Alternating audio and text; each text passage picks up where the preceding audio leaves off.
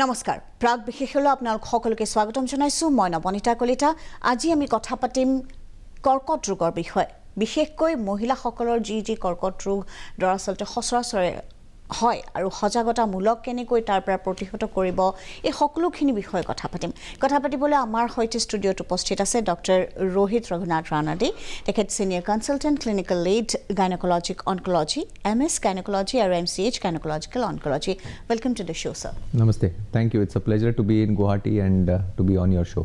Thank you very much. So as we mentioned that we'll be talking about gynecological oncology today and सबसे पहले मैं आपसे ये जानना चाहती हूँ कि सबसे कॉमन कैंसर्स कौन से हैं gynecological cancers जितने भी होते हैं Yes.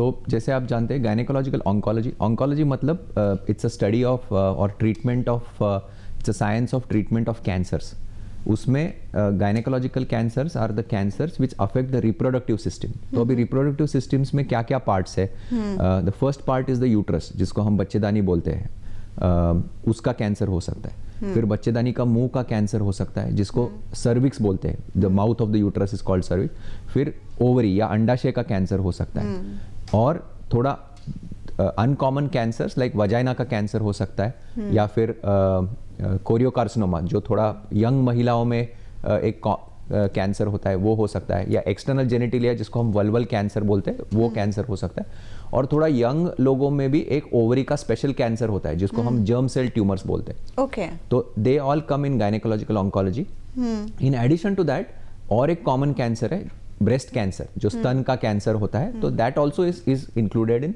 गायनेकोलॉजिकल ऑन्कोलॉजी तो ये science of treatment of all these cancers is in gynaecological oncology Dr. Rohit, in the past few decades, if we say 1 or 2 decades, is there any changes that has been seen in a scenario of gynecological cancer, particularly if we consider about India and Northeast? Yes. Yes, I think it's a very important, जैसे मैंने बोला कि it is one of the commonest cancers. अगर आप देखेंगे कि अगर पूरा आप क्लब करके देखेंगे तो it is the commonest cancer in women in India. Over the years क्या हुआ है कि the incidence of cancer, some cancers is increasing, some cancers is slightly reducing. अब इसके दो reasons हो सकते हैं एक तो probably our detection rates are more better. हमारे reporting rates are more better. But in a nutshell, if I have to tell you, cervical cancer का incidence थोड़ा सा कम हो रहा है, but ओवरी का कैंसर का इंसिडेंस बढ़ रहा है यूट्रस का कैंसर का इंसिडेंस बढ़ रहा है breast cancer incidence is increasing उसमें अगर आप देखेंगे तो जो यूट्रस का कैंसर है जिसको एंडोमेट्रियल कैंसर बोलते हैं it used to be a disease after 60 Okay. Ovarian cancer also used to be a disease after 50 or after 60. Cervical cancer was between 40 to 60. Mainly after menopause. Yes, पहले ऐसा था. But अभी now we are seeing a change in the how patients are presenting. हमें हमारे पास काफी young patients आ रहे which are as early as 30, 35, 40 with ovarian cancer and with uterine cancer.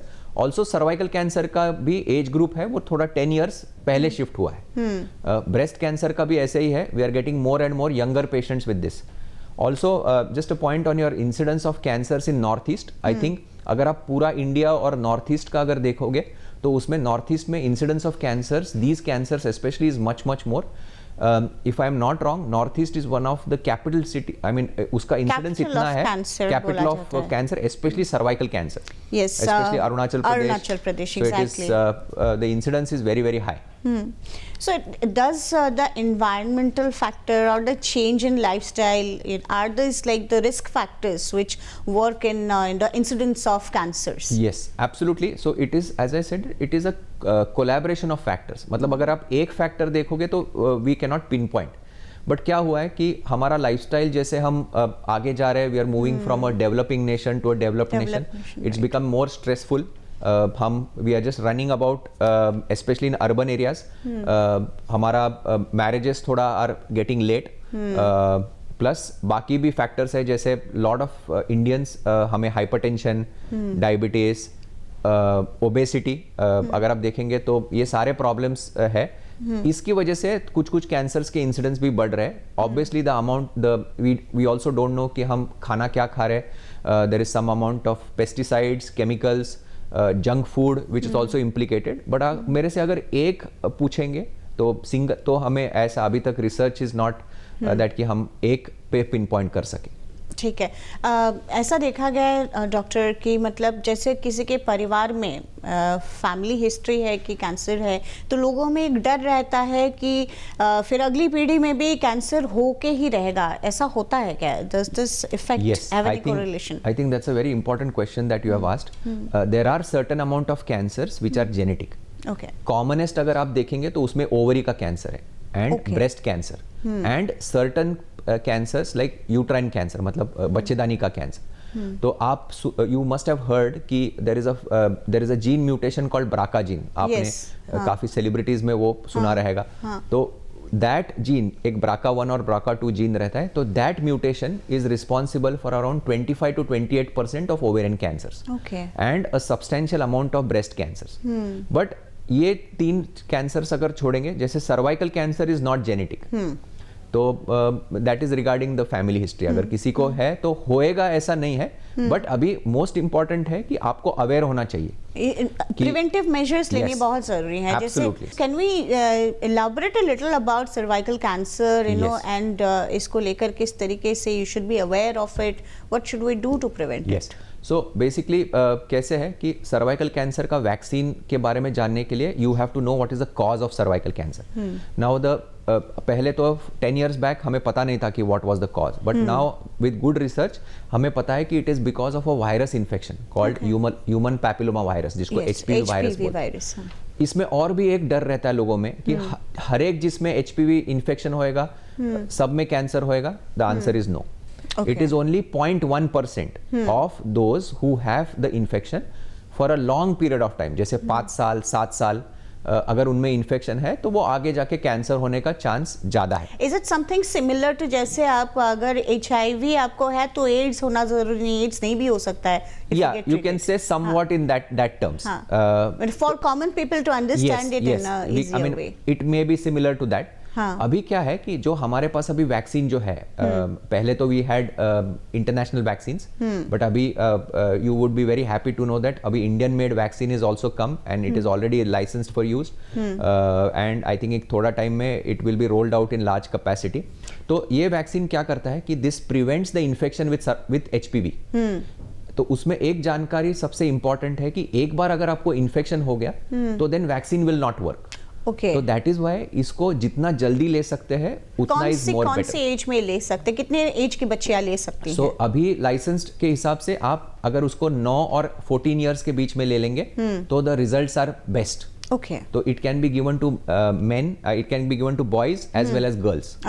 और इसको सॉफ्ट इंडिकेशन है कि आप 26 तक दे सकते हो उसको, बट उसके बाद दो द लाइसेंस से दैट 45 तक दे सकते हैं, बट उसका इफेक्ट इतना नहीं आता है। इसमें सबसे इंपॉर्टेंट है कि जितना जल्दी, अगर आपने जल्दी दे दिया 9 to 14 तो even 2 doses are enough, 2 doses are more than enough. And after 14? After 14, 3 doses का 3 doses. Okay. We'll continue this discussion. एक छोटा सा ब्रेक ले लेते हैं আমি সৰু সমু বাণিজ্যিক বিৰতি এটা লৈছো। বিৰতিৰ পিছত পুনৰ উভতি আহিম। পিছত স্বাগতম জনাইছো আপোনালোকে চাইছে প্ৰাগ বিশেষ, আৰু আজি আমি কথা পাতি আছো মহিলাৰ কৰ্কট ৰোগৰ বিষয়ে। ডক্টৰ ৰোহিত তেওঁ এক্সপ্লেইন কৰি আছিলে যে দৰাচলতে চাৰ্ভাইকেল কেঞ্চাৰৰ কেনেধৰণৰ ভেকচিনেশ্যনৰ কোন এজ গ্ৰুপ কি কথা কি ৰিস্ক ফেক্টৰ্ছ থাকে, কিন্তু মই এতিয়া তেখেতৰ পৰা জানিব বিচাৰিম, I'd like to know from you is like if we talk about cancer basically in a general term, then how important is screening, and also about the, I'd like to know about the clinical features that one should pay attention to, because cancer is quite common in the entire Northeast now. Yes, absolutely. I think screening or preventive health checks are very very important. अगर आप देखेंगे कि out of all these cancers, जो cervical cancer है, जो बच्चेदानी का मुंह का कैंसर है, it is one of the, हमारे WHO के हिसाब से, वर्ल्ड हेल्थ ऑर्गेनाइजेशन के हिसाब से, it is one of the model diseases for screening. क्यों इंपॉर्टेंट है कि हम उसको bye simple taste like Pap smear और HPV DNA और visual inspection with acetic acid, जो कोई भी कॉमन गायनेकोलॉजिस्ट के पास अवेलेबल है, हम उसको 5 से 7 साल पहले डिटेक्ट कर सकते हैं बिफोर इट बिकम्स कैंसरस। 5 से 7 साल पहले? ओके। सो क्योंकि क्या है कि अगर आप उसको उस टाइम में डिटेक्ट करोगे तो क्योर रेट्स आर नियरली 100%। हमारे पास क्या हो रहा है सर्वाइकल कैंसर का, इफ यू अलाउ मी, तो उसमें we are getting about 1 lakh new cases every year. 1 lakh new cases, isn't that huge? Yes, absolutely. It is a very very intriguing number. उसमें से 70%, 70% patients are coming in advance stage. Okay. तो ये screening की वजह से क्या होएगा कि we will be able to detect them at in a pre invasive stage, मतलब प्री कैंसर, जब कैंसर हुआ भी नहीं है, और सिंपल ट्रीटमेंट से the cure rates are nearly 100%. So I think preventive health checks are very very important, जिसको the entire population should take benefit of those preventive health checks. Okay, एक surgeon के पास, एक गायनाक सर्जन के पास, oncological surgeon के पास कब जाना चाहिए? एक person को, if that person thinks like, I have developed symptoms, maybe developed symptoms of cancer, or there might be growth of cancerous cells in my body. So at what is the right time basically? Kyunki as you have already mentioned that people are running out of time nowadays, and they hardly pay attention to what is going on in their body or what sort of physiological changes they're going through. Yes. तो इसमें मैं I would like to touch upon two things. तो दो scenarios में you should meet the gynaec onco surgeon. One is for screening. It is very very important कि साल में एक दिन आपको आपके लिए देना चाहिए. It is a very good thing to that is the best gift that you can give yourself on your birthday. That is to gift a screening test.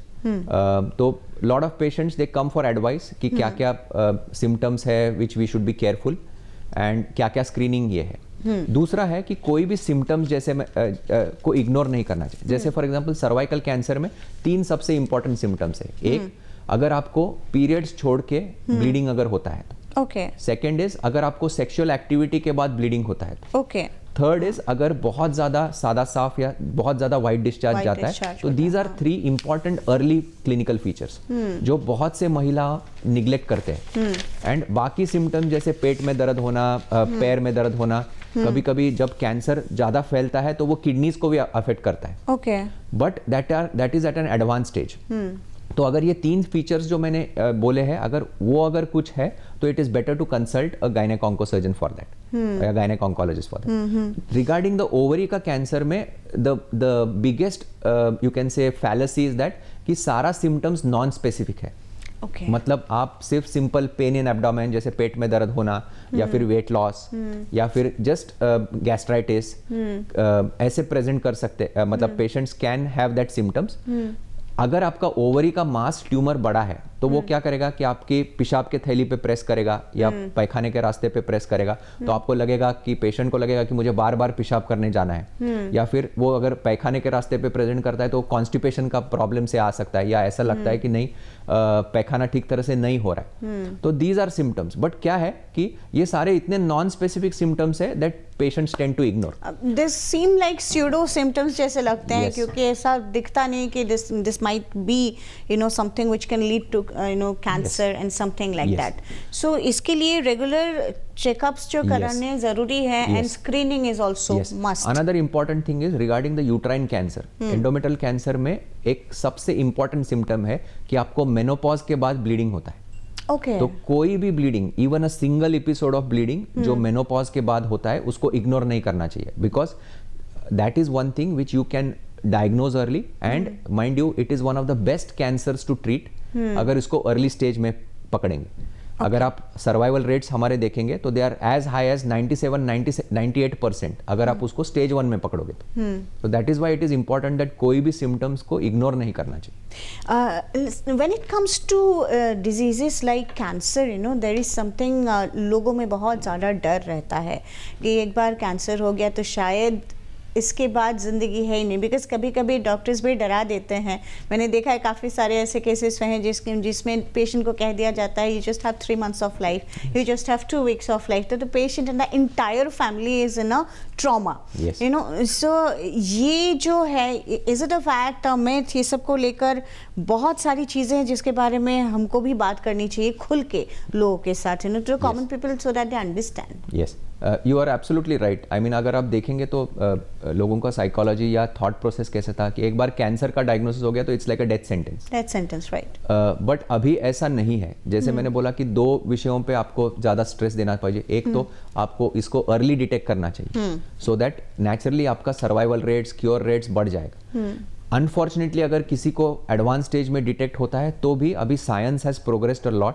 Research has progressed a lot, अभी काफी treatment modalities है जिसकी वजह से it is no longer a death sentence, लोग advance cancer में भी treat हो रहे, क्योर हो रहे, and most important is that they are going back to lead their normal lifes, जो हमें सबसे इंपॉर्टेंट है. हम इन मेडिकल टर्म्स और as oncologist, for me quality of life of patients is very very important. That is जो वो पहले treatment चालू करने से पहले या डायग्नोसिस करने से पहले जो चीज़ें वो कर रहे हैं, they should go back and lead to their normal life. Because of science and research अभी ऐसा it is no longer a death sentence, cancer is curable, but it's important to detect it. As you have already mentioned about the treatment modalities, जैसे नए treatment procedures आ रहे हैं, so if you could just elaborate about the newer types of treatments available for diagnosis and treatment of cancer. Yes. अगर आप इन a nutshell अगर देखोगे मोटा मोटी, अगर कैंसर का there are 3 types of treatments which are there. One is surgery, second is radiation, third is chemotherapy. Chemo, right. अगर surgery का बात करेंगे तो यू वुड हैव आपको you would have heard that कि कैंसर सर्जरीज काफी major surgeries रहते हैं. Right, हम पेट को यहाँ से यहाँ तक ओपन करते हैं, उसके बाद पेशेंट को एक 7-8 दिन हॉस्पिटल में रहना पड़ता है, recovery is 3 to 4 weeks. But अभी क्या है, science has advanced a lot. हम we no longer do open surgeries, तो हम उसको की होल सर्जरीज बोलते हैं, जिसको Which हम is minimally invasive. yes minimally invasive but a more advanced form of minimally invasive which is called as robotic surgery. Okay. तो उसमें क्या है कि रोबोट सर्जरी नहीं करता है. we have not reached that level of AI where the robot can do the surgery, so it's a surgeon controlled robot or surgeon. It is a robotic assisted surgery. The surgeon will control the robotic instruments. The instruments just have robotic technology, जिसकी वजह से क्या होता है कि there is a lot of precision. मतलब अगर मुझे वो डिवाइस को 1 मिलीमीटर हिलाना है तो it will move only 1 millimeter. Okay. इसके वजह से क्या होता है So it's कि हाँ. the pain is much less during surgery. After surgery, because pain is the most distressing feature. मतलब किसी को भी दर्द नहीं चाहिए. उसके बाद ब्लीडिंग कम होता है during surgery. The tissue injury is much less, and at the same time आप सेम सर्जरी कर रहे हो जो आप ओपन सर्जरी में करते हो. So there is no compromise on the quality of surgery, but you are giving the patient a better quality of life. Absolutely. We'll talk some more about surgery and new forms of treatment, but we'll head on to a short commercial break. আমি আৰু এটা সমু বাণিজ্যিক বিৰতি লৈছোঁ. বিৰতিৰ পিছত আমি কৰ্কট ৰোগৰ যি গাইনকলজিকেল অনকলজিকেল বিশেষকৈ ৰোগসমূহত নতুন ধৰণৰ যি ট্ৰিটমেণ্ট তাৰ বিষয়ে কিছু কথা পাতিম. বিৰতিৰ পিছত পুনৰ স্বাগতম. প্ৰাক বিশেষৰ সেই সংশলে আমাৰ হাতত বহু সময় নাই, কিন্তু এই কম সময়ৰ ভিতৰতে মই ডক্টৰ ৰোহিতৰ ওচৰলৈ পুনৰ যাব বিচাৰিছোঁ, যিহেতু আমি নিউৰ ট্ৰিটমেণ্টছৰ কথা পাতি আছোঁ কৰ্কট ৰোগৰ বিষয়ে. চ' I'd like to know' a little bit about the role of cytoreductive surgery and হাইপেক, doctor. Yes. So basically it's like a cytoreductive surgery और हाईपेक एक थोड़ा नया कंसेप्ट है जो लास्ट 5-7 ईयर्स में थोड़ा पॉपुलराइज हुआ है. बेसिकली ये एडवांस कैंसर्स के लिए ट्रीटमेंट है. द कॉमनेस्ट इंडिकेशन फॉर हाईपेक इज एन ओवेरियन कैंसर, मतलब ओवरी का कैंसर.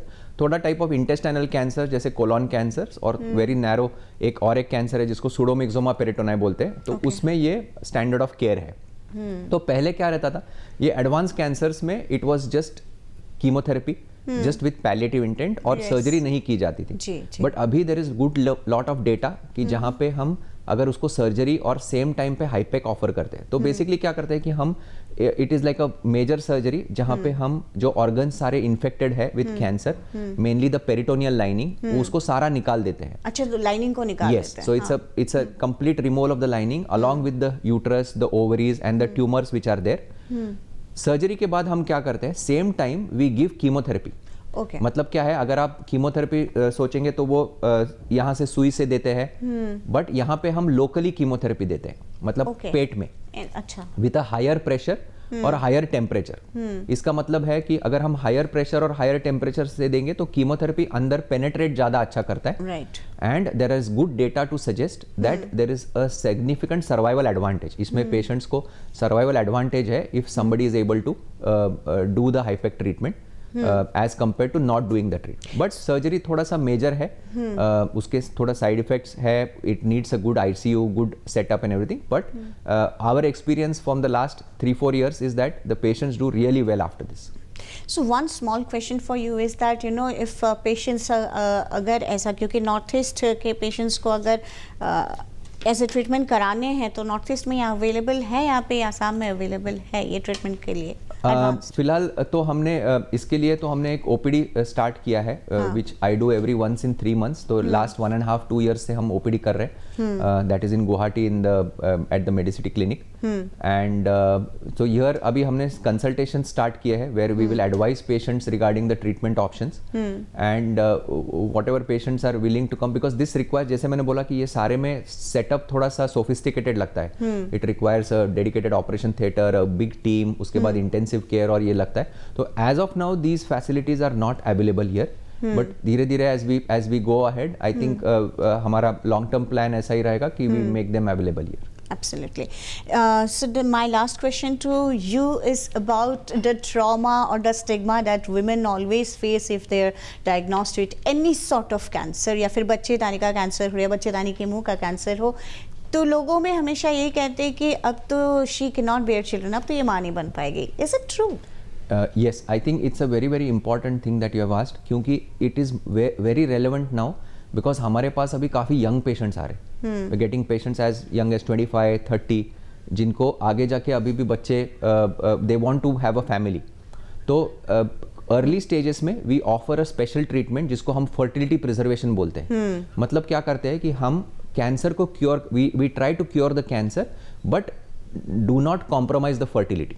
Okay. जैसे हम अर्ली स्टेजेस ओवेरियन कैंसर में इसको ऑफर करते हैं. बच्चेदानी का कैंसर जो रहता है, यूट्राइन कैंसर, उसमें हम ऑफर करते हैं. और very very early stages of cervical cancer, उसमें भी हम फर्टिलिटी प्रिजर्वेशन ट्रीटमेंट करते हैं जिसको ट्रैकिलेक्टमी बोलते हैं. ताकि हम सिर्फ वो ट्यूमर को निकालते हैं and then we reconstruct the uterus. Okay. So that the entire process of reproduction and Yes. bearing children is not affected. Absolutely. Another thing is, कई लोगों को बाकी कैंसर्स भी होते हैं, जैसे इंटेस्टाइन का कैंसर या फिर पेल्विस में ज़्यादा बाकी बोन का कैंसर, जिसमें radiation is a treatment.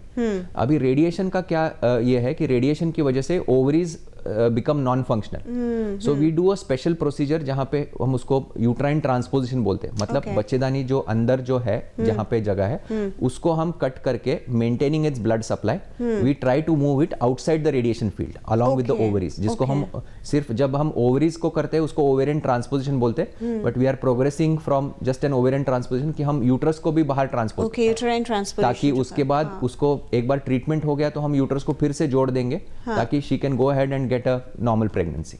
Okay.